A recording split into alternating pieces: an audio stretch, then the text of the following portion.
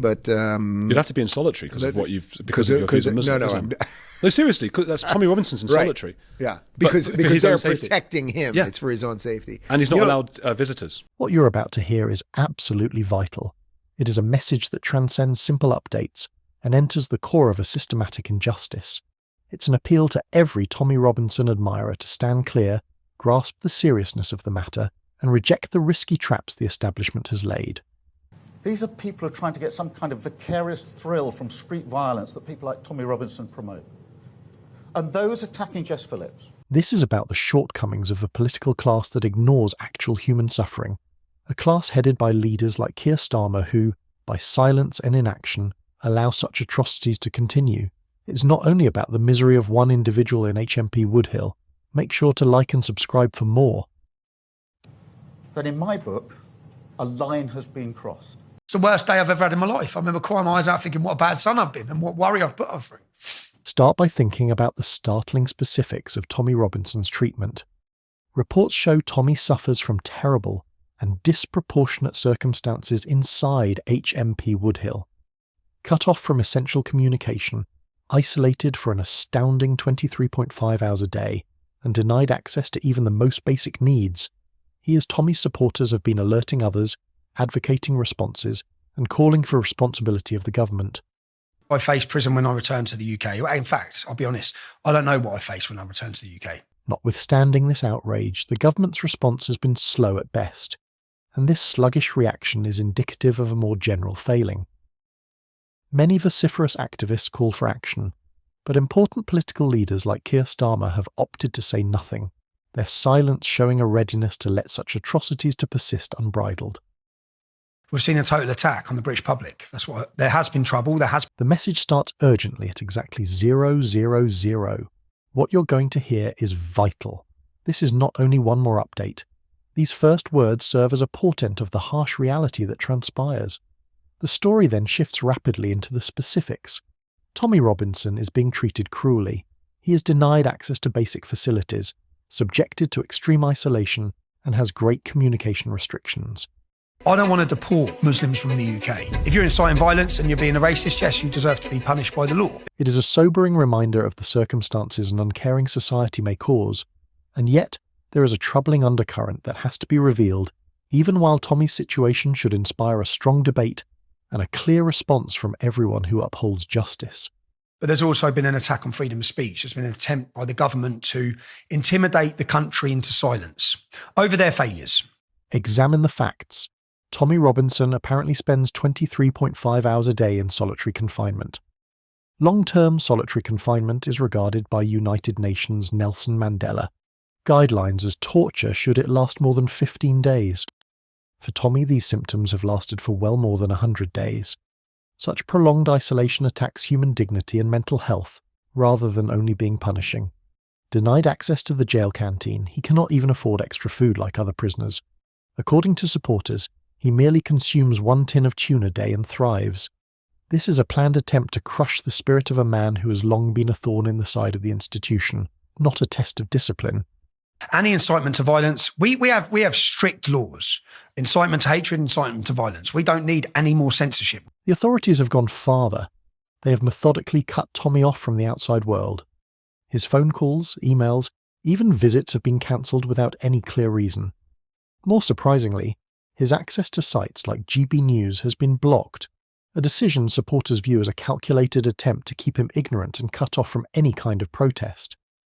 Under these circumstances, it is easy to see Tommy Robinson being viewed not only as a prisoner, but also as a political pariah, someone whose very presence challenges the narrative the society wants to create. Because if we're allowed free speech and we're allowed non-censorship on platforms like X, the public get to see the government's failures and policy failures. And here is when the treachery gets much more severe. There is a clear warning to be heard even as supporters and activists demand demonstrations outside of HMP Woodhill, asking the government to change their harsh policies. The story forewarns at 101, why? Because it might deliberately undermine his legal defence. One may use a rally outside the prison against him. Though inspired from a need to help Tommy, the very act of protesting could be distorted by the authorities into more reason for limiting access, rejecting pleas, or even using it as a cover for even more extreme isolation. This raises a crucial issue. Why are individuals so ready to participate in demonstrations when Tommy Robinson personally has specifically requested them not to? If you observe somebody advocating such demonstrations, you have to question them using the facts. As said at 127, are they really supporting him, or do they have another agenda? It is evident from considering that demonstrations could be controlled to discredit his legal argument that these acts are not in Tommy's best interest. Actually, they could be serving the evil intent of supporting the very system enslaving him. Now, even if Tommy Robinson's treatment is under more attention, another equally troubling factor is involved, one that directly calls on the political leadership of the nation. It is hardly coincidental that while Tommy's case is developing with such seriousness, well-known political leaders like Keir Starmer have stayed notably quiet. This quiet is cold, deliberate apathy, a rejection to stand up and question the policies allowing such drastic actions. Starmer's silence in opposing these cruel circumstances reveals a great deal about his values. He seems happy to allow the authorities run wild over the fundamental values of justice and decency, not supporting the rights of people who have been unfairly abused. The story restates the bleak fact at 2:04. Tommy Robinson's treatment in HMP Woodhill is severe and disproportionate. Nevertheless, despite these obvious violations, those who, like Starmer, choose to overlook the facts have dominated mainstream political debate. They choose a road of silence and complicity over utilising their clout to demand responsibility. This silence is not neutral. It is a subtle support of the strategies employed to downplay Tommy Robinson. This silence subtly promotes the story that the state, in all its austere policies, is justified in its behaviour. One has to wonder who gains from this quiet. It is not the fans of Tommy Robinson who are advocating for his equitable legal procedure and fair treatment. Rather, it is those who are committed to preserving the status quo, that same group of people who have long controlled the criminal and legal systems. Keir Starmer and his associates let these crimes to persist unchecked by failing to question the system. Their silence and refusal to face the difficult facts just help to aggravate the situation. The story changes at 3:01 to focus on the larger campaign aiming at drawing attention to Tommy Robinson's situation internationally. Demanding a thorough inquiry of his circumstances, an open letter has been sent to the United Nations Human Rights Council. Disappointingly, though, just one British politician, Rupert Lowe of Reform UK, has ventured public on this subject. Among individuals in positions of authority, including Keir Starmer, the great majority have decided to say nothing. This silence is more than just a void in the record. It's a conscious act of lack of bravery and a deep-rooted rejection to face the reality. Final warning: do not go to the protest. The message turns into, by 3:33, a last urgent warning. If you really back Tommy Robinson, pay attention to what he is asking. This is a call to wisdom, a plea to fight the impulse to behave in ways that might unintentionally damage his cause. It is a request to honour his preferences and to concentrate instead on disseminating the truth via informed, intentional means. Supporting Tommy Robinson means working hard to raise awareness and demand justice via legal means, not mindlessly joining demonstrations that might provide the authorities more weaponry. The story makes it quite evident that anyone supporting such demonstrations could have hidden agendas. As said at 1:27, Tommy's express appeal should not be taken for granted. Rather, one should wonder about the actual intention of someone advocating a demonstration. Are they really on his side, or are they just trying to generate debate for their own advantage? In either instance, their behaviour only helps to discredit the very cause they claim to support. And the great treachery resides here. The silence of the political establishment, best shown by the likes of Keir Starmer, rings loud and clear while the voices of the oppressed scream out for rescue. This quiet speaks of a timidity, of a readiness to ignore injustice in order to keep a comfortable status quo. Starmer's inaction betrays the basic values of justice and human rights more than only a lack of leadership. In a time when every moment counts, his silence against such obvious mistreatment is a striking critique of his priorities. Furthermore, the story makes it really clear how important the next weeks are. The next weeks are very important, it says at 4:01. This is a time for all those who advocate justice to be steadfast, increase awareness, and exert the appropriate kind of governmental pressure. But such pressure has to be deployed sensibly. It starts with Tommy Robinson's lead, respects his wants, and rejects any kind of protest that may provide the authorities a cover to further isolate him. This is a moral requirement rather than only a tactical one. One cannot, however, help but feel a great sense of indignation at the political class's inaction, even as this call to action rings through the story.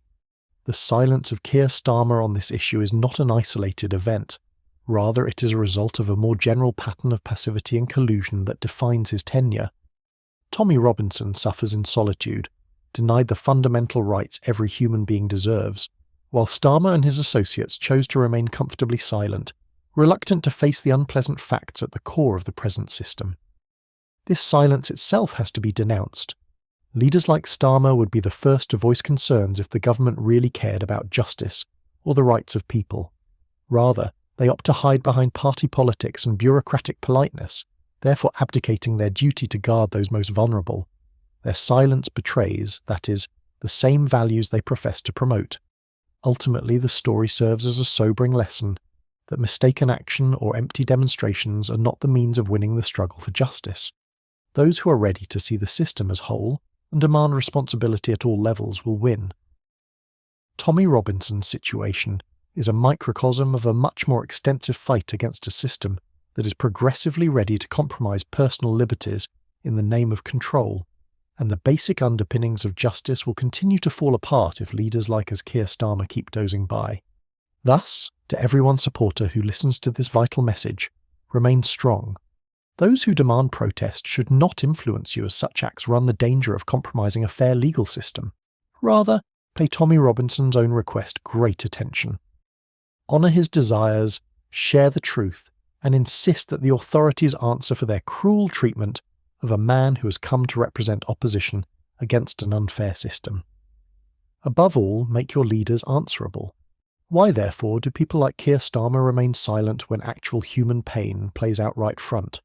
Tommy Robinson suffers as well as every other person who values justice suffers from his silence and refusal to question the established quo.